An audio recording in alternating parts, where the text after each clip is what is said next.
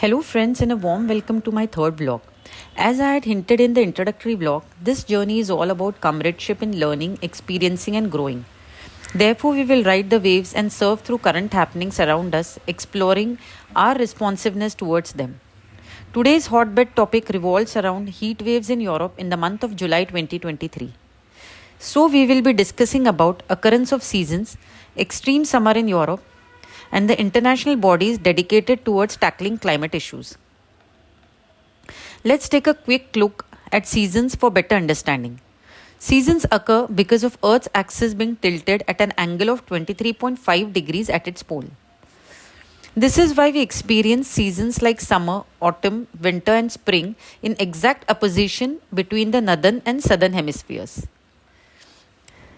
Let's take a moment to grasp the concept of geographical features of Europe. Europe is situated in northern hemisphere and experiences the following four main seasons.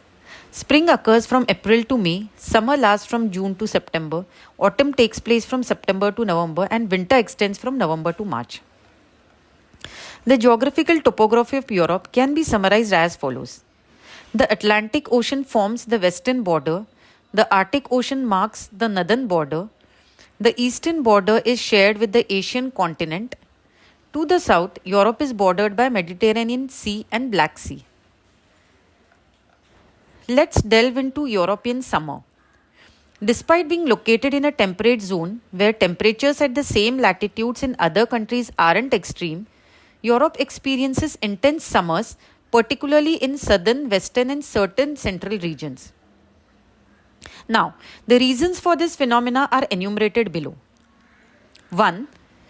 Mediterranean Sea in the south is landlocked and receives very little fresh river water. Mostly Atlantic Ocean's saline water flows in the sea. Precipitation, that is rainfall, is little, that too in winters. Consequently, the dry and warm winds originating from northern Africa lead to intense water evaporation within Mediterranean Sea during summers. This climatic phenomena contributes to the arid and hot conditions experienced in southern Europe. Point number 2. Typically, trade winds blow from west to east. However, due to the significant carbon emissions primarily by Western countries, there is a low pressure area formed in the atmosphere, causing winds to reverse direction from east to west across the Pacific Ocean. This phenomena is known as El Nino effect. The El Nino effect leads to the warming of the Pacific Ocean's waters, resulting in the emergence of warm winds in the northern United States. Moreover, this warming process triggers a powerful ocean current known as Gulf Stream. This current transports warm water from Gulf of Mexico into Atlantic Ocean.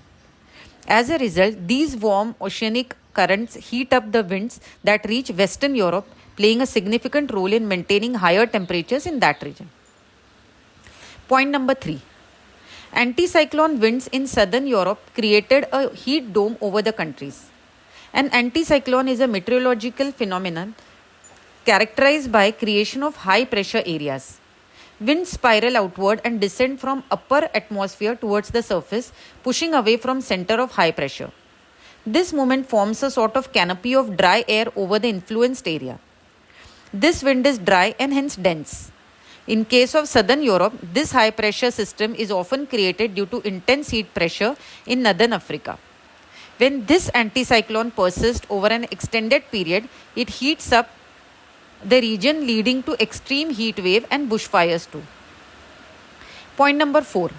Due to burning of fossil fuels like carbon for energy generation, temperature in Europe is soaring marginally every year, leading to extreme summers, albeit Europe lies in temperate zone.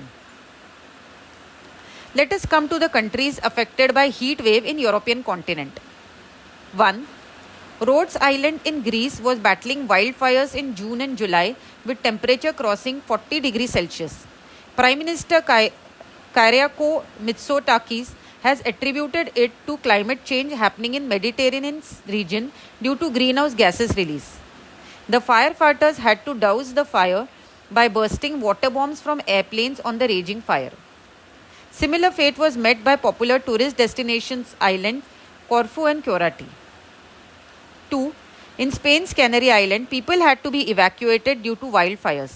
Also, agricultural activities are done between the wee hours of 4 am to 11 am since temperature ranges between 45 to 50 degrees Celsius during the day.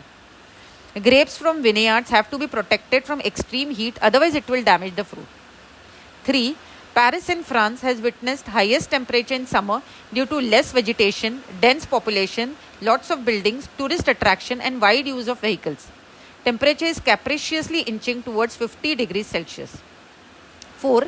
Sicily and Sardinia, the largest islands of Italy, were reeling under hot climate due to which the visiting tourists suffered heat strokes.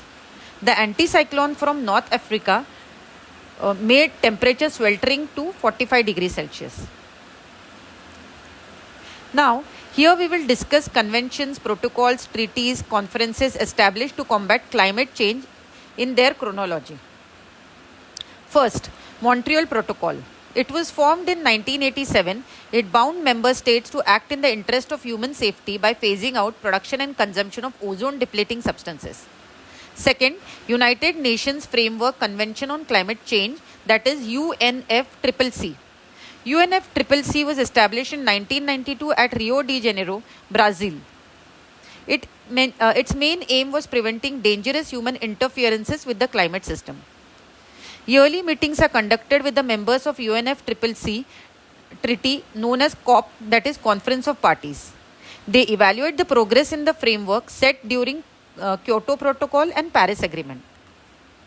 Now, two main protocols are Kyoto Protocol and Paris Agreement. First, Kyoto Protocol, entered into in the year 1997, is extension of Treaty of UNFCCC. It categorically specified 6 greenhouse gases for which emission levels were to be monitored. Carbon dioxide, CO2, methane, CH4, nitrous oxide, N2O, hydrofluorocarbons, HFCs, perfluorocarbons, PFCs, and sulfur hexafluoride, SF6. Kyoto Protocol was the pioneer to recognize more responsibility of industrialized and economized developed countries in controlling the greenhouse gas emissions compared to developing and third world countries, since their contribution in emission is more and from a longer period. Second is Paris Agreement. Paris Treaty was adopted in 2015 and it essentially covers climate change mitigation, adaptation and finance. So, first, mitigation, to bring down rise of global temperature to below 2 degrees Celsius. This can be achieved by axing down the greenhouse gas emissions by exactly 50%.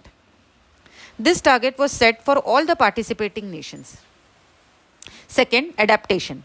To develop adaptability for adverse climate change impacts and while bringing down greenhouse gas effect, working on not affecting the food productions. Third is finance. Managing finance flow in the direction of projects world over where carbon footprint is low to zero.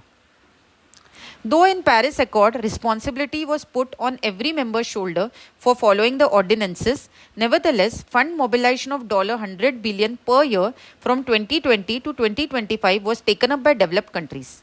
This corpus was earmarked towards adverse impacts of climate change happening in developing countries. That's it for the day. Thank you and Jai Hind.